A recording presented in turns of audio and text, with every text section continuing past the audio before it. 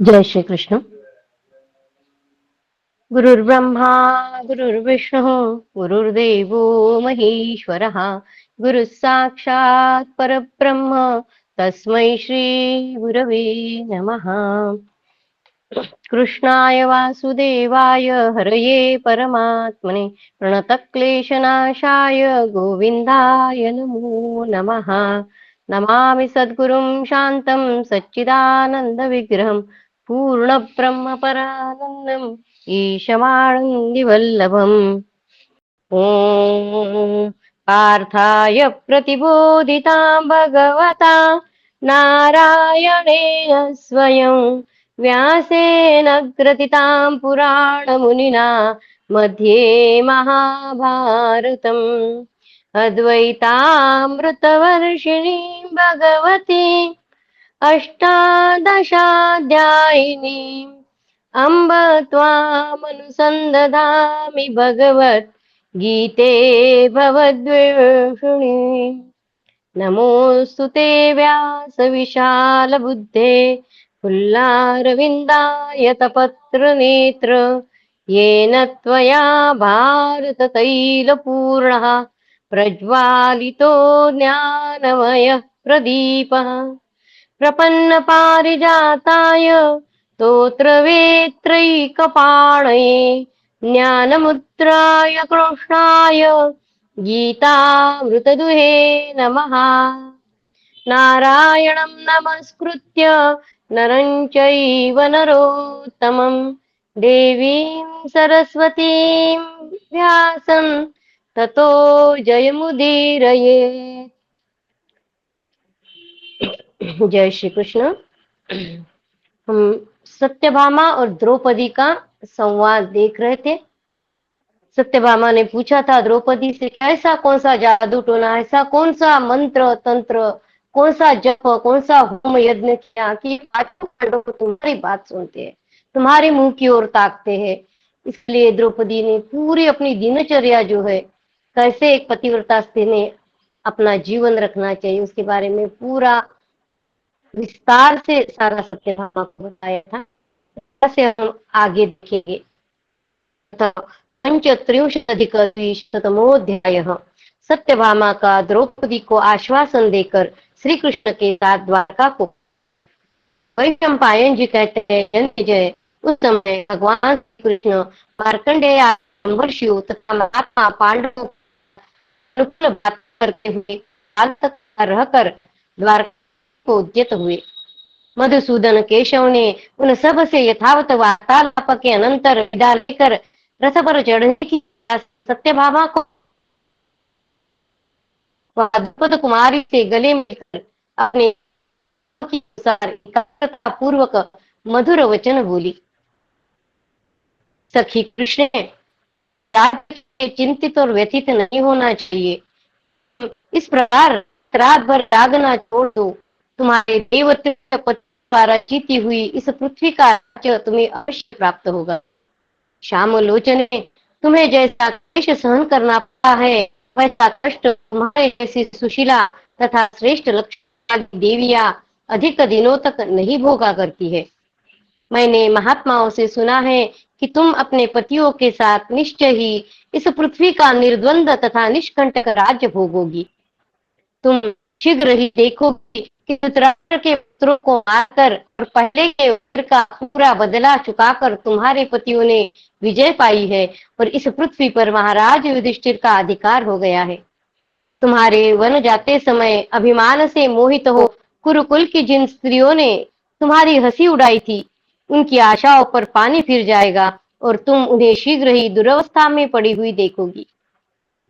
तुम दुख में पड़ी हुई थी उस दिशा तुम दुख में पड़ी हुई थी उस दशा में जिन लोगों ने तुम्हारा अप्रिय करना है, उन सबको तुम यमलोक में गया हुआ ही समझो।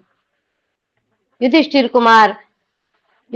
कुमार प्रतिविंद, भीमसेन नंदन सुत सोम, अर्जुन कुमार श्रुतकर्मा, नकुल नंदन शतानिक तथा सहदेव कुमार श्रुतसेन, ये 5 पांडव और उनके पुत्रों के नाम ले रही है। तुम्हारे ये सभी वीर पुत्र शस्त्र विद्या में निपुण हो गए हैं और कुशल पूर्वक द्वारकापुरी में रहते। सारे बच्चे द्वारका में रहते थे जब पांडव वन में थे। वे सब के सब अभिमन्यु की भांति बड़ी प्रसन्नता के साथ वहां रहते हैं। द्वारका में उनका मन बहुत लगता है। सुभद्रा देवी तुम्हारी ही तरह उन सब के साथ सब प्रकार से प्रेम पूर्ण बर्ताव करती है। वे किसी के प्रति भेदभाव न रखकर उन सब के प्रति निश्चल स्नेह रखती है। वे उन बालकों के दुख से ही दुखी और उन्हीं के सुख से सुखी होती है। प्रद्युम्न की माता जी भी रुक्मिणी प्रद्युम्न की माता जी भी उनकी सब प्रकार से सेवा और देखभाल करती है।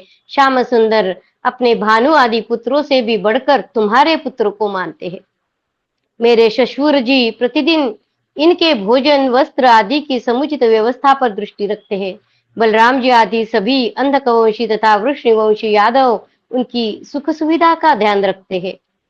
भामिनी उन उन सब का और प्रद्युम्न का भी तुम्हारे पुत्रों पर समान प्रेम है।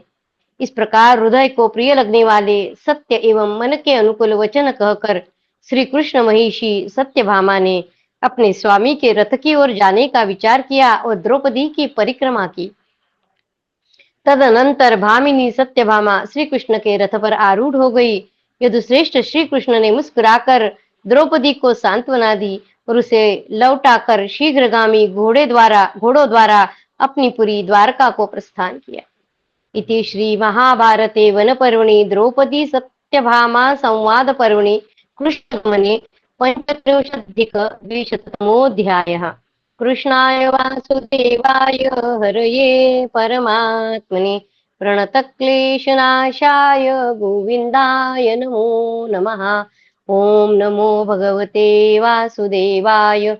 ओम नमो भगवते वासुदेवाय। यह द्रौपदी सत्यभामा पर्व संपूर्ण हुआ है और घोष यात्रा पर्व शुरू हुआ है। घोष यात्रा पर्व 36-द्विशतमोऽध्यायः। जन्मेजय ने पूछा, मुने, इस प्रकार वन में रहकर सर्दी गर्मी हवा और धूप का कष्ट सहने के कारण जिनके शरीर अत्यंत कृश हो गए थे, उन नरश्रेष्ठ पांडवों ने पवित्र द्वैत वन में पूर्वोक्त सरोवर के पास पहुंचकर फिर कौन सा कार्य किया? वैशंपायन जी बोले, राजन, उस रमणीय सरोवर पर आकर पांडवों ने वहां आए हुए जन समुदाय को विदा कर दिया और अपने रहने के लिए कुटी बनाकर वे आसपास के रमणीय वनों, पर्वतों तथा नदी के तट प्रदेशों में विचरने लगे।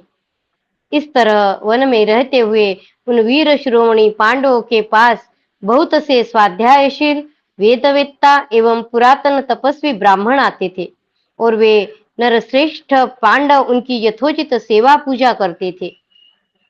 तदनंतर किसी समय कथा वार्ता में कुशल एक ब्राह्मण उस वन्य भूमि में पांडवों के पास आया और उनसे मिलकर वह घूमता घामता अकस्मात राजा धृतराष्ट्र के दरबार में जा पहुंचा। कुरुकुल में श्रेष्ठ एवं वयोवृद्ध राजा धृतराष्ट्र ने उसका बहुत आदर सत्कार किया। जब वह आसन पर बैठ गया तब महाराज के पूछने पर युधिष्ठिर, भीमसेन, अर्जुन तथा नकुल सहदेव के समाचार सुनाने लगा। उसने बताया, इस समय पांडव हवा और गर्मी आदि का कष्ट सहन करने के कारण अत्यंत कृश हो गए हैं, भयंकर दुख के मुंह में पड़ गए हैं और वीर पत्नी द्रौपदी भी अनाथ की भांति सब ओर से क्लेश ही क्लेश भोग रही है। ब्राह्मण की ये बातें सुनकर विचित्र वीर्य नंदन राजा धृतराष्ट्र दया से द्रवित हो बहुत दुखी हो गए। जब उन्होंने सुना कि राजा के पुत्र और पौत्र होकर भी पांडव इस प्रकार दुख की नदी में डूबे हुए हैं, तब उनका हृदय करुणा से भराया और वे लंबी लंबी सांसें खींचते हुए किसी प्रकार धैर्य धारण करके सब कुछ अपने ही करतूत का परिणाम समझकर यो बोले, अहो, जो मेरे सभी पुत्रों में बड़े तथा सत्यवादी, पवित्र और सदाचारी है तथा जो पहले रंकु मृग के यानी नरम रोह से बने हुए बिछौने पर सोए करते थे, वे अजात शत्रु धर्मराज युधिष्ठिर आजकल भूमि पर कैसे शयन करते होंगे? जिन्हें कभी मागधों और सूतों का समुदाय प्रतिदिन स्तुति पाठ करके जगाता था, जो साक्षात इंद्र के समान तेजस्वी और पराक्रमी हैं, वे ही राजा युधिष्ठिर निश्चय ही अब भूमि पर सोते और पक्षियों के कलरव सुनकर रात के पिछले पहर में जागते होंगे। भीमसेन का शरीर हवा और धूप का कष्ट सहन करने से अत्यंत दुर्बल हो गया होगा। उनका अंग अंग क्रोध से कांपता और फड़कता होगा। वे द्रौपदी के सामने कैसे धरती पर शयन करते होंगे। उनका शरीर ऐसा कष्ट भोगने योग्य नहीं है। इस प्रकार सुकुमार एवं मनस्वी अर्जुन, जो सदा धर्मराज युधिष्ठिर के अधीन रहते हैं, अमर्ष के कारण उनके सारे अंगों में संताप हो रहा होगा और निश्चय ही उन्हें अपनी कुटिया में अच्छी तरह नींद नहीं आती होगी। अर्जुन का तेज बड़ा ही भयंकर है। वे नकुल, सहदेव, द्रौपदी, युधिष्ठिर तथा भीमसेन को सुख से वंचित देखकर सर्प के समान फुफकारते होंगे और अमर्ष के कारण निश्चय ही उन्हें नींद नहीं आती होगी। इसी प्रकार सुख भोगने के योग्य नकुल और सहदेव का भी सुख छीन गया है। वे दोनों भाई स्वर्ग के देवता अश्विनी कुमारों की भांति रूपवान हैं। वे भी निश्चय ही अशांत भाव से सारी रात जागते हुए भूमि पर सोते होंगे। धर्म और सत्य ही उन्हें तत्काल आक्रमण करने से रोके हुए है। धर्म और सत्य ही उन्हें तत्काल आक्रमण करने से रोके हुए है। जो बल में वायु के समान है, वायु देवता के ही अत्यंत बलवान पुत्र है। वे भीमसेन भी अपने बड़े भाई के द्वारा धर्म के बंधन में बांध लिए गए हैं। निश्चय ही इसलिए चुपचाप लंबी सांसें खींचते हुए वे क्रोध को सहन करते हैं। रणभूमि में भीमसेन दूसरों की अपेक्षा सदा अधिक पराक्रमी सिद्ध होते हैं। वे मेरे पुत्रों के वध की कामना करते हुए धरती पर करवटें बदल रहे होंगे। वे मेरे पुत्रों के वध की कामना करते हुए धरती पर करवटें बदलते रहे होंगे। सत्य और धर्म ने ही उन्हें रोक रखा है, अतः वे भी अवसर की प्रतीक्षा कर रहे हैं। अजातशत्रु युधिष्ठिर को जुए में छलपूर्वक हरा दिए जाने पर दुशासन ने जो कड़वी बातें कही थी, वे भीमसेन के शरीर में घुसकर जैसे आग तृण और काष्ठ के समूह को जला डालती है, उसी प्रकार उन्हें दग्ध कर रही होगी। धर्मपुत्र युधिष्ठिर मेरे अपराध पर ध्यान नहीं देंगे। अर्जुन भी उन्हीं का अनुसरण करेंगे, परंतु इस वनवास से भीमसेन का क्रोध तो उसी प्रकार बढ़ रहा होगा जैसे हवा लगने से आग धधक उठती है। उस क्रोध से जलते हुए वीरवर भीमसेन हाथ से हाथ मलकर इस प्रकार अत्यंत भयंकर गर्म गर्म सांस खींच रहे होंगे, मानो मेरे इन पुत्रों और पौत्रों को अब भी भस्म कर डालेंगे। गांडीवधारी अर्जुन तथा भीमसेन जब क्रोध में भर जाएंगे, उस समय यमराज और काल के समान हो जाएंगे। वे रणभूमि में विद्युत के समान चमकने वाले बाणों की वर्षा करके शत्रु सेना में से किसी को भी जीवित नहीं छोड़ेंगे। दुर्योधन, शकुनी, सूतपुत्र कर्ण तथा दुशासन ये बड़े ही मूढ़ बुद्धि है, क्योंकि जुए के सहारे दूसरे के राज्य का अपहरण कर रहे हैं। ये अपने ऊपर आने वाले संकट को नहीं देखते हैं। उन्हें हुआ मधु दिखाई देता है। वहां से गिरने का जो भारी भय है, उधर उनकी दृष्टि नहीं है। मनुष्य शुभ और अशुभ कर्म करके उस स्वर्ग नरक रूप फल की प्रतीक्षा करता है। मनुष्य शुभ और अशुभ कर्म करके फिर उसका स्वर्ग या नरक रूप फल की प्रतीक्षा करता है। वह उस फल से विवश होकर मोहित होता है। ऐसी दशा में मूढ़ पुरुष का उस मोह से कैसे छुटकारा हो सकता है। मैं सोचता हूँ कि अच्छी तरह जोते हुए खेत में बीज बोया जाए तथा ऋतु के अनुसार ठीक समय पर वर्षा भी हो, फिर भी उसमें फल न लगे, तो इसमें प्रारब्ध के अतिरिक्त अन्य किसी कारण की सिद्धि कैसे की जा सकती है। अच्छी तरह जोते हुए खेत में बीज बोया जाए तथा ऋतु के अनुसार ठीक समय पर वर्षा भी हो जाए और फिर भी उसमें फल न लगे, तो इसमें प्रारब्ध के अतिरिक्त अन्य किसी कारण की सिद्धि कैसे की जा सकती है। द्यूत प्रेमी शकुनी ने जुआ खेलकर कदापि अच्छा नहीं किया है। साधुता में लगे हुए युधिष्ठिर ने भी जो उसे तत्काल नहीं मार डाला, यह भी अच्छा नहीं किया। इसी प्रकार कुपुत्र के वश में पड़कर मैंने भी कोई अच्छा काम नहीं किया है। धृतराष्ट्र अपने मन में ये सब बातें सोच रहे हैं। कुपुत्र के वश में पड़कर मैंने भी कोई अच्छा काम नहीं किया है। इसी का फल है कि कौरव का अंतकाल आ पहुंचा है। निश्चय ही बिना किसी प्रेरणा के भी हवा चलेगी ही। जो गर्भिणी है वह समय आने पर अवश्य बच्चा जनेगी ही। दिन के आदि में रजनी का नाश अवश्यंभावी है तथा रात्रि के प्रारंभ में दिन का भी अंत होना निश्चित है। इसी प्रकार पाप का फल भी किसी के टाले नहीं टल सकता। पाप का फल भी किसी के टाले नहीं टल सकता। यदि यह विश्वास हो जाए तो हम लोभ के वश होकर न करने योग्य काम क्यों करें और दूसरे भी क्यों करे, एवं बुद्धिमान मनुष्य भी उपार्जित धन का दान क्यों न करे। अर्थ के उपयोग का समय प्राप्त होने पर यदि उसका सदुपयोग न किया जाए, अर्थ के उपयोग का समय प्राप्त होने पर यदि उसका सदुपयोग न किया जाए तो वह अनर्थ का हेतु हो जाता है। अतः विचार करना चाहिए कि उस धन का सदुपयोग क्यों नहीं होता और कैसे हो। यदि प्राप्त हुए धन का यथावत वितरण न किया जाएगा तो वह कच्चे घड़े में रखे हुए जल की भांति चुकर व्यर्थ नष्ट क्यों न होगा। यह सोचकर उसकी रक्षा करना ही कर्तव्य है। यदि यथा योग्य विभाजन के द्वारा धन की रक्षा न की जाएगी, यदि यथा योग्य विभाजन के द्वारा धन की रक्षा न की जाएगी तो वह सैकड़ों प्रकार से बिखर जाएगा। जगत में किए हुए कर्म फल का नाश नहीं होता, यह निश्चित है। इससे यही सिद्ध होता है कि उसका यथा योग्य वितरण कर देना ही उचित है। देखो अर्जुन में कितनी शक्ति है। वे वन से भी इंद्रलोक को चले गए और वहां से चारों प्रकार के दिव्यास्त्र सीख कर पुनः इस लोक में लौट आए। सदेह स्वर्ग में जाकर कौन मनुष्य इस संसार में पुनः लौटना चाहेगा। अर्जुन के पुनः मर्त्य लोक में लौटने का कारण इसके सिवा दूसरा कोई नहीं है कि ये बहुसंख्यक कौरव काल के वशीभूत हो मृत्यु के निकट पहुंच गए हैं और अर्जुन इनकी इस अवस्था को अच्छी तरह देख रहे हैं। सव्यसाची अर्जुन अद्वितीय धनुर्धर है। उनके उस गांडीव धनुष का वेग भी बड़ा भयानक है और अब तो अर्जुन को वे दिव्यास्त्र भी प्राप्त हो गए हैं। इस समय इस तीनों के सम्मिलित तेज को यहाँ कौन सह सकता है। एकांत में कही हुई धृतराष्ट्र की उपर्युक्त सारी बातें सुनकर सुबल पुत्र शकुनी ने दुर्योधन और कर्ण के पास जाकर जो की त्यों कह सुनाई। इससे मंदमती दुर्योधन उदास एवं चिंतित हो गया।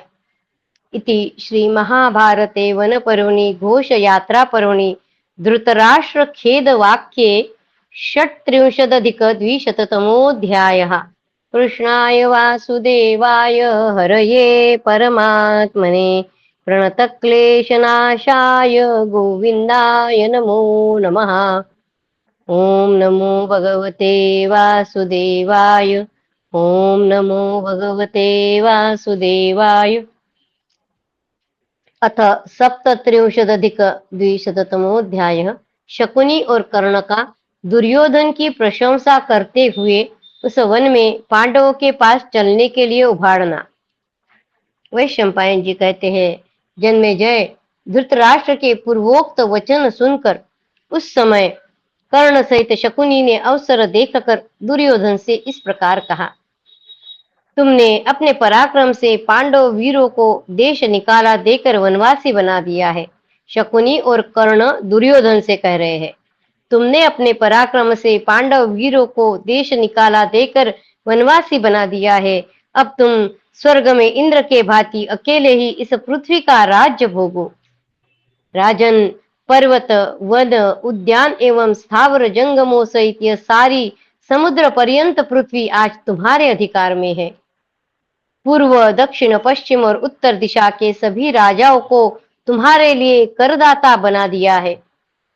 राजन, जो दीप्तिमती श्री यानी लक्ष्मी, जो दीप्तिमती श्री पहले पांडवों की सेवा करती थी, वही आज भाइयों सहित तुम्हारे अधिकार में आ गई है।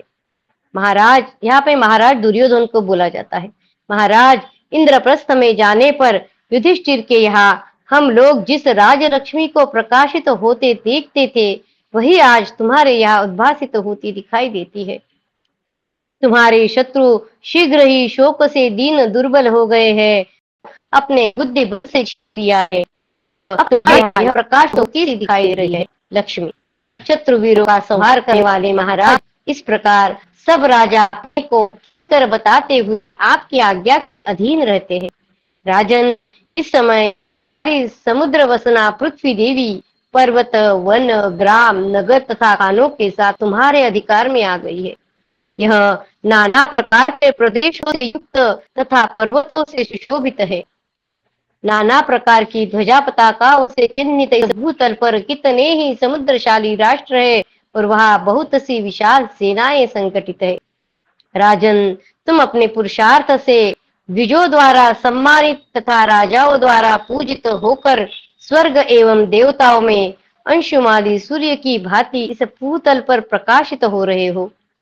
महाराज, जिस प्रकार रुद्रों से यमराज, मरुदगणों से इंद्र, नक्षत्रों से उनके स्वामी चंद्रमा की शोभा होती है, उसी प्रकार कौरवों से घिरे हुए तुम शोभा पा रहे हो। जिन्होंने तुम्हारी आज्ञा का आदर नहीं किया था और जो तुम्हारे शासन में नहीं थे, उन पांडवों की दशा हम प्रत्यक्ष देख रहे हैं। वे राजलक्ष्मी से वंचित हो वन में निवास करते हैं। महाराज, सुनने में आया है कि पांडव लोग द्वैत वन में सरोवर के तट पर वनवासी ब्राह्मणों के साथ रहते हैं।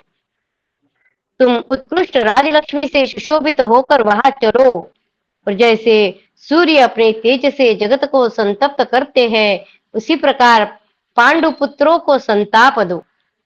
इस समय तुम राजा के पद पर प्रतिष्ठित हो और पांडव राज्य से भ्रष्ट हो गए हैं। तुम श्री संपन्न हो और वे श्रीहीन हैं। तुम समृद्धशाली हो और वे निर्धन हो गए हैं।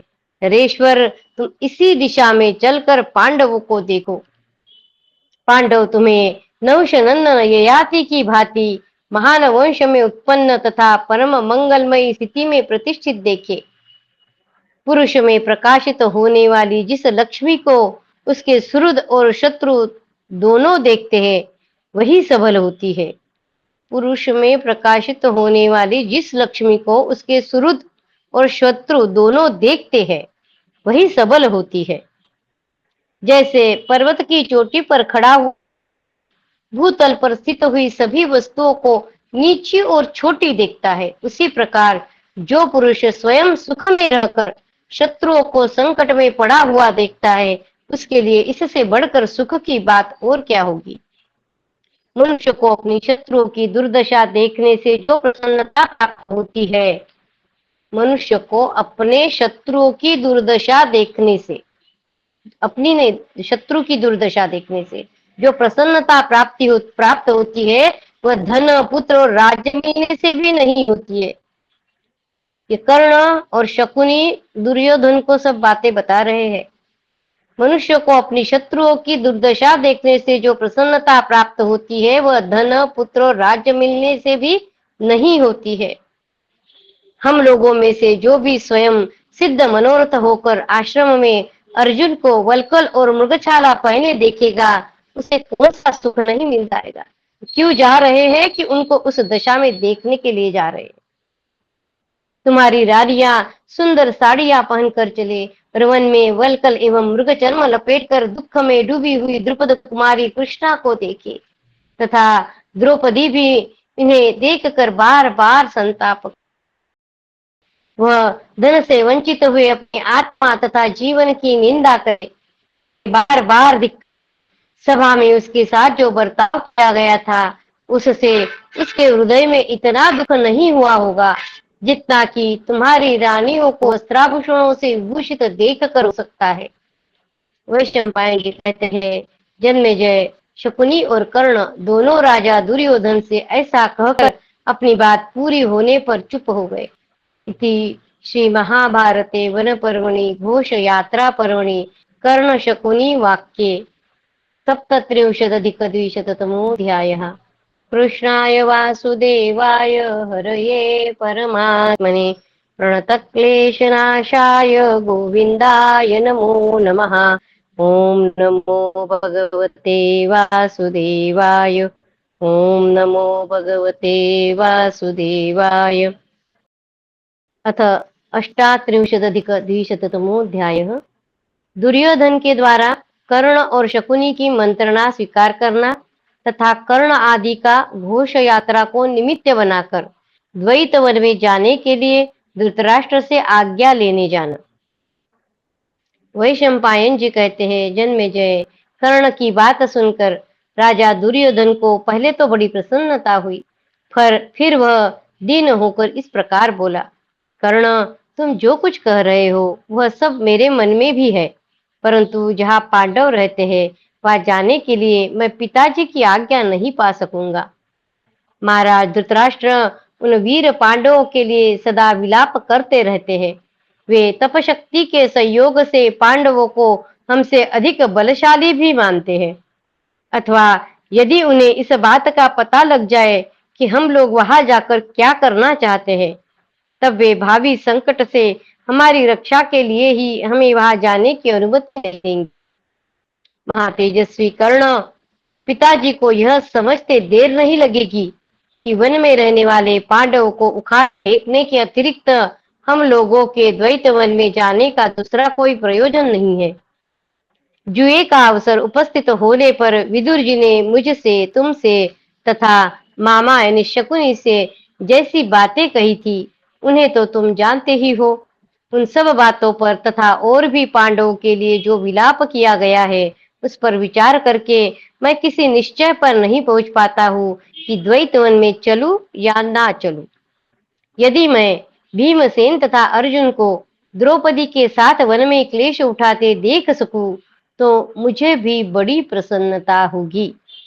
दुर्योधन कह रहा है, यदि मैं भीमसेन तथा अर्जुन को द्रौपदी के साथ वन में क्लेश उठाते देख सकूं तो मुझे बड़ी प्रसन्नता होगी। पांडवों को वल्कल वस्त्र पहने और मृग चर्म ओढ़े देखकर मुझे जितनी खुशी होगी उतनी इस समूची पृथ्वी का राज्य पाकर भी नहीं होगी। दुर्योधन अपने मन की बात बता रहा है। मैं द्रुपद कुमारी कृष्णा को वन में गेरुए कपड़े पहने देखूं, इससे बढ़कर प्रसन्नता की बात मेरे लिए और क्या हो सकती है। यदि धर्मराज युधिष्ठिर तथा पांडुनंदन भीमसेन मुझे परमोत्कृष्ट राजलक्ष्मी से संपन्न देख ले तो मेरा जीवन सफल हो जाएगा। यदि धर्मराज युधिष्ठिर तथा पांडुनंदन भीमसेन मुझे परमोत्कृष्ट राजलक्ष्मी से संपन्न देख ले तो मेरा जीवन सफल हो जाएगा, परंतु मुझे कोई ऐसा उपाय नहीं दिखाई देता है जिससे हम लोग द्वैत वन में जा सके, अथवा महाराज मुझे वहां जाने की आज्ञा दे दे। अतः तुम मामा शकुनी तथा भाई दुशासन के साथ सलाह करके कोई अच्छा सा उपाय ढूंढ निकालो जिससे हम लोग द्वैत वन में चल सके। मैं भी आज ही जाने या न जाने के विषय में कोई निश्चय करके कल सवेरा होते ही महाराज के पास जाऊंगा। जब मैं वहां बैठ जाऊं और कुरुश्रेष्ठ भीष्म जी भी उपस्थित रहे, उस समय जो उपाय दिखाई दे उसे तुम और शकुनी दोनों बतलाना। पितामह भीष्म जी की तथा महाराज की वहां जाने के विषय में क्या सम्मति है, यह सुन लेने पर पितामह को अनुनय विनय से राजी करके उनकी आज्ञा लेकर ही द्वैत वन में चलने का निश्चय करूंगा। बहुत अच्छा, ऐसा ही हो, यह कहकर सब अपने अपने विश्राम गृह में चले गए। जब रात बीती और सवेरा हुआ तब कर्ण राजा दुर्योधन के पास गया। वहां कर्ण ने हंसकर दुर्योधन से कहा, जनेश्वर, मुझे जो उपाय सूझा है उसे बताता हूँ, सुनो। गौओं के रहने के सभी स्थान इस समय द्वैत वन में ही है। द्वैत वन में किस काम से हम जाना चाहते हैं वह काम उनको बताना है, धृतराष्ट्र और भीष्म को, ताकि वो उनको जाने देंगे। कुछ न कुछ कारण चाहिए उनको द्वैत वन में जाने का, उसकी युक्ति वो ढूंढ रहे हैं। तो कर्ण ने युक्ति बताई है, गौओं के रहने के सभी स्थान इस द्वैत वन में ही है और वहां आपके पधारने की सदा प्रतीक्षा की जाती है। अतः घोष यात्रा यानी उन स्थानों को देखने के बहाने हम वहां निस्संदेह चल सकेंगे। राजन, अपनी गौओं को देखने के लिए यात्रा करना सदा उचित ही है। ऐसा बहाना लेने पर पिताजी तुम्हें अवश्य वहां जाने की आज्ञा दे सकते हैं। घोष यात्रा का निश्चय करने के लिए उस प्रकार की बातें करते हुए उन दोनों सुहृदों से गांधार राज शकुनी ने हंसते हुए से कहा, द्वैत वन में जाने का यह उपाय मुझे सर्वथा निर्दोष दिखाई दिया है। इसके लिए राजा धृतराष्ट्र हमें अवश्य आज्ञा दे देंगे, और वहां जाकर हमें क्या क्या करना चाहिए इसके विषय में कुछ समझाएंगे भी। गौओं के रहने के सभी स्थान इस द्वैत वन में ही है और वहां तुम्हारे पधारने की सदा प्रतीक्षा की जाती है। अतः घोष यात्रा के बहाने हम वहां निस्संदेह चल सकेंगे। तदनंतर वे सब के सब अपनी योजना को सफल होती देख हंसने और एक दूसरे के हाथ पर प्रसन्नता से ताली देने लगे। फिर यही निश्चय करके वे तीनों कुरुश्रेष्ठ राजा धृतराष्ट्र से मिले।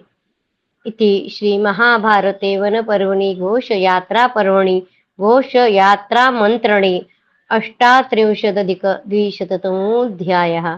कृष्णाय वासुदेवाय हरये परमात्मने प्रणतक्लेशनाशाय गोविन्दाय नमो नमः। ओम नमो भगवते वासुदेवाय।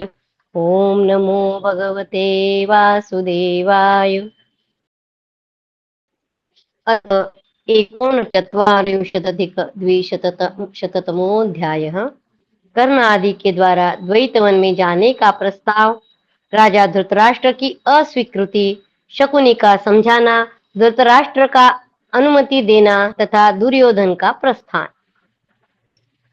वैशंपायन जी कहते हैं, भरत नंदन जन्मेजय, तदनंतर वे सब लोग राजा धृतराष्ट्र से मिले। उन्होंने राजा की कुशल पूछी तथा राजा ने उनकी। उन लोगों ने समंग नामक एक ग्वाले को पहले से ही सिखा पढ़ाकर ठीक कर लिया था। उसने राजा धृतराष्ट्र की सेवा में निवेदन किया, महाराज, आजकल आपकी गौएं समीप ही आई हुई है। जन्मेजय, इसके बाद कर्ण और शकुनी ने राजाओं में श्रेष्ठ जननायक धृतराष्ट्र से कहा, कुरुराज, इस समय हमारी गौओं के स्थान रमणीय प्रदेशों में है। यह समय गौओं और बछड़ों की गणना करने तथा उनकी आयु, रंग, जाति एवं नाम का ब्यौरा लिखने के लिए भी अत्यंत उपयोगी है। राजन, इस समय आपके पुत्र दुर्योधन के लिए हिंसक पशुओं के शिकार करने का भी उपयुक्त अवसर है। अतः आप इन्हें द्वैत वन में जाने की आज्ञा दीजिए। धृतराष्ट्र बोले, तात, हिंसक पशुओं का शिकार खेलने का प्रस्ताव सुंदर है।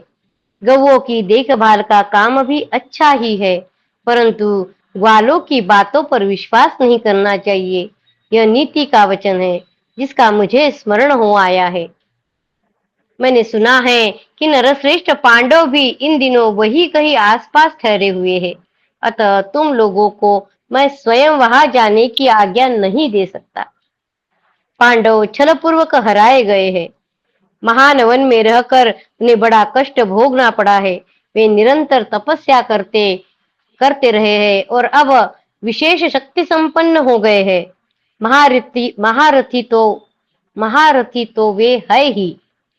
माना कि धर्मराज युधिष्ठिर क्रोध नहीं करेंगे, परंतु भीमसेन तो सदा ही अमर्ष में भरे रहते हैं और राजा द्रुपद की पुत्री कृष्णा भी साक्षात अग्नि की मूर्ति है। तुम लोग तो अहंकार और मोह में चूर रहते ही हो, अतः उनका अपराध अवश्य करोगे।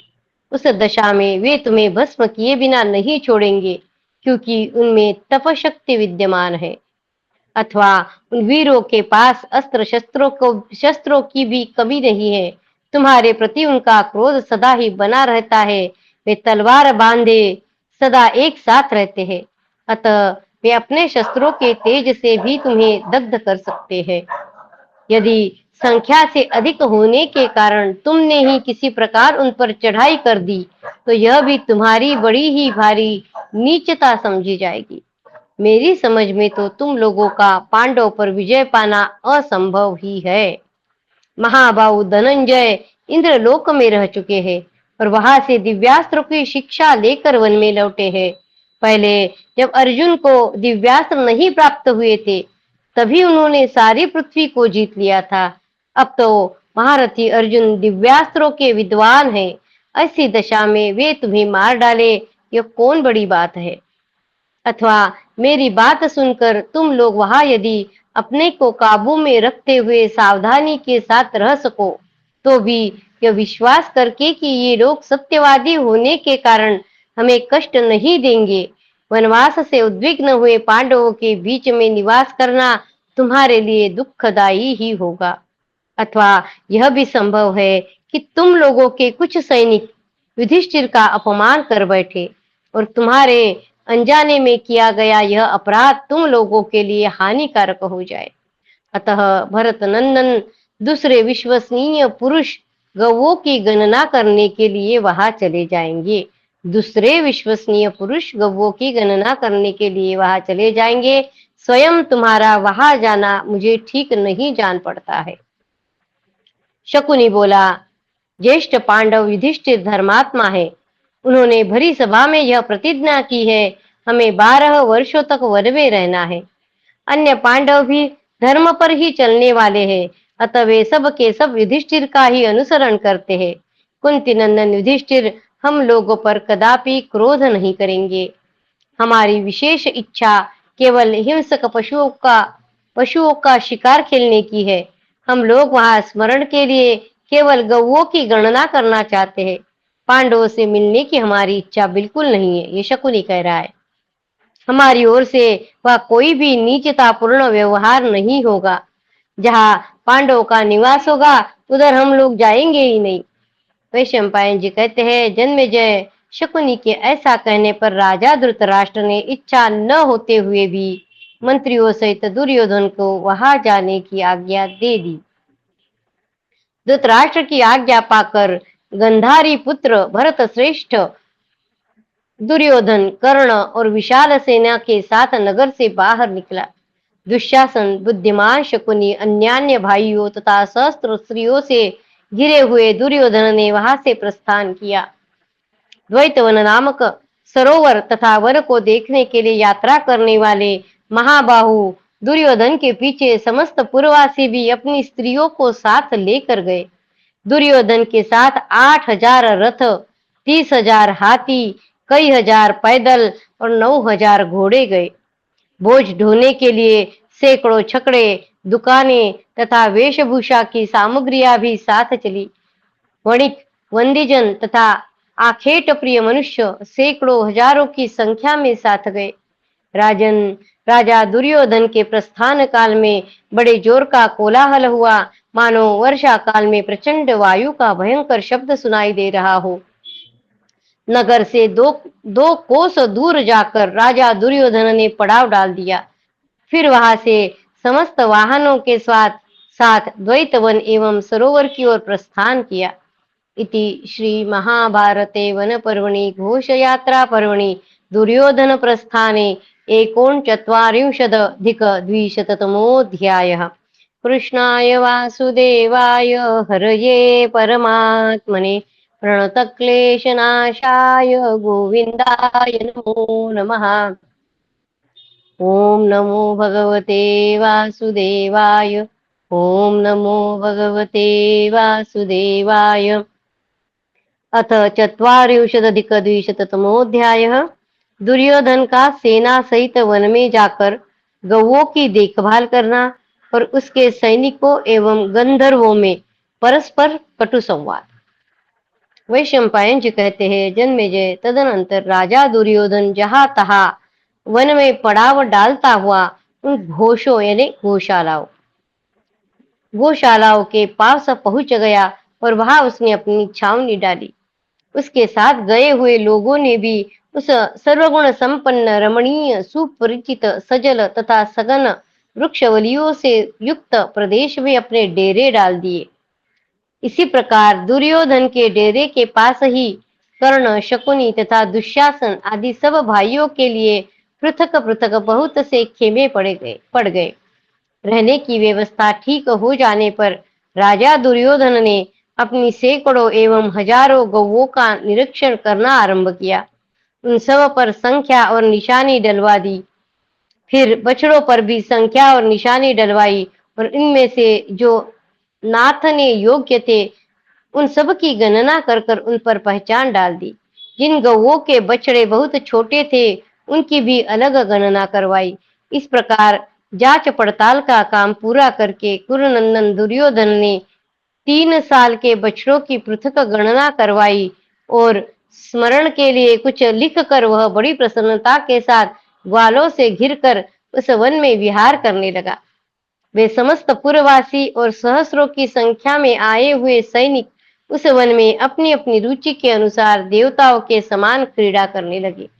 तदनंतर नृत्य और वादन की कला में कुशल कुछ गवैये गोप तथा गहने कपड़ों से सजी हुई उनकी कन्याएं दुर्योधन के समीप आई। अपनी स्त्रियों के साथ राजा दुर्योधन उनको देखकर बहुत प्रसन्न हुआ और उन्हें बहुत सा धन दिया तथा यथा योग्य नाना प्रकार की खाने पीने की वस्तुएं अर्पित की। तदनंतर वे सब लोग तरक्षुओं, जरखों, जंगली भैंसों, गवैयों, रीछों और शूकरों एवं अन्य जंगली हिंसक पशुओं का सब ओर से शिकार करने लगे। उन्होंने वन के रमणीय प्रदेशों में बहुत से हाथियों को अपने बाणों से विदीर्ण करके अनेकानेक हिंस्र पशुओं को पकड़ लिया। दुर्योधन अपने साथियों सहित दूध आदि गोरसों का उपयोग करता और भांति भांति के भोग भोगता हुआ वहां के रमणीय वनों और उपवनों की शोभा देखने लगा। उनमें मतवाले भ्रमर गुंजार करते थे और मयूरों की मधुर वाणी सब और गूंज रही थी। इस प्रकार क्रमशः आगे बढ़ता हुआ वह परम पवित्र द्वैत वन नामक सरोवर के समीप जा पहुंचा। वहां मधुमत्त भ्रमर कमल पुष्पों का रस ले रहे थे। मयूरों की मधुर वाणी से वह सारा प्रदेश व्याप्त हो रहा था। सप्त चितवन के वृक्षों से वह सरोवर आच्छादित सा जान पड़ता था। उसके तटों पर मौलसरी और नागकेसर के वृक्ष शोभा पा रहे थे। उसी सरोवर के तट पर वज्रधारी इंद्र के समान उत्तम ऐश्वर्य से संपन्न बुद्धिमान धर्मपुत्र राजा युधिष्ठिर अपनी धर्म पत्नी महारानी द्रौपदी के साथ साध्यस्क यानी एक दिन में पूर्ण होने वाले राजर्षि यज्ञ का अनुष्ठान कर रहे थे। एक दिन में पूर्ण होने वाले राजर्षि यज्ञ का अनुष्ठान कर रहे थे युधिष्ठिर द्रौपदी के साथ। उस यज्ञ में उनके साथ बहुत से वनवासी विद्वान ब्राह्मण भी थे। राजा वन में सुलभ होने वाली सामग्री द्वारा दिव्य विधि से यज्ञ कर रहे थे। वे उसी सरोवर के आसपास कुटी बनाकर रहते थे।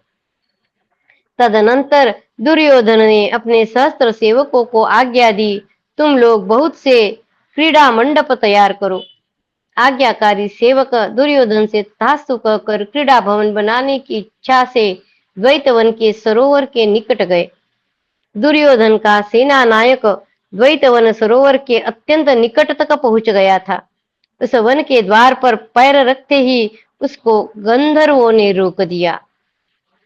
राजन, वहां गंधर्व राज चित्रसेन पहले से ही अपने सेवक गणों के साथ कुबेर भवन से आए हुए थे।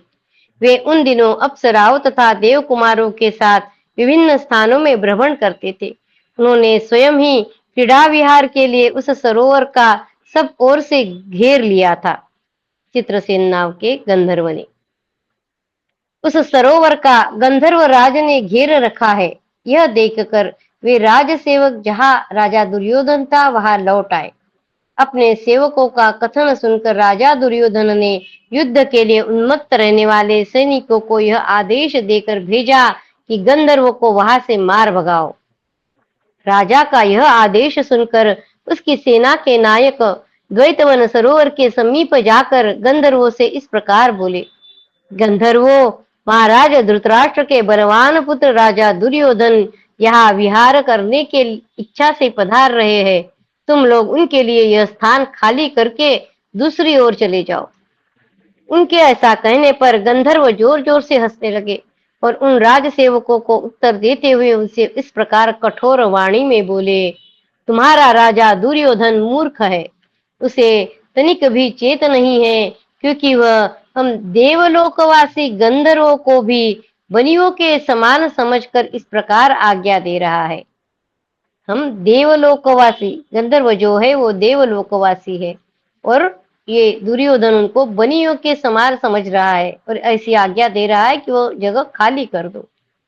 तुम लोगों की भी बुद्धि मारी गई है, इसमें संदेह नहीं है कि तुम सब के सब मरना चाहते हो। तभी तो उस दुर्योधन के कहने से तुम इस प्रकार हमसे विचारहीन होकर बात कर रहे हो।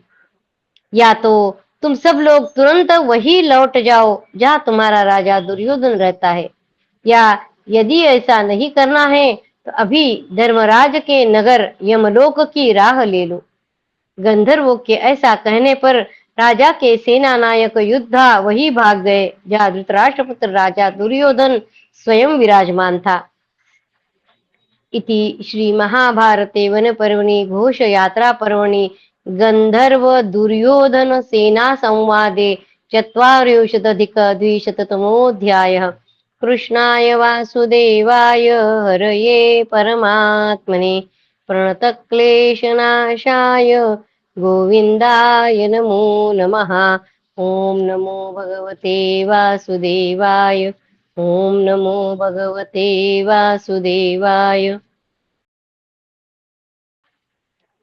भव भवे यथा भक्तिः पादयोस्तव जायते, तथा कुरुष्व देवेश नाथस्त्वं नो यतः प्रभो। नाम संकीर्तनं यस्य सर्वपापप्रणाशनं, प्रणामो दुःखशमनस्तं नमामि हरिं परं। तं नमामि हरिं परं। त्वदीयं वस्तु गोविन्द तुभ्यमेव समर्पये। तेन त्वदङ्घ्रिकमले रतिं मे यच्छ शाश्वतीम्। ॐ पूर्णमद पूर्णमिदं पूर्णात् पूर्णमुदच्यते, पूर्णस्य पूर्णमादाय पूर्णमेवावशिष्यते। ॐ शान्ति शान्ति शान्तिः। हरि ओम तत्सत्। श्री कृष्णार्पणमस्तु। श्री गुरुभ्यो नमः। ज्ञानेश्वर माऊली। जय श्री कृष्ण। जय श्री कृष्ण अनीता। कृष्ण साई। धन्यवाद धन्यवाद जय अनीता श्री बहन, राम। कैसे हो? जय श्री बढ़िया। कृष्ण। जय हाँ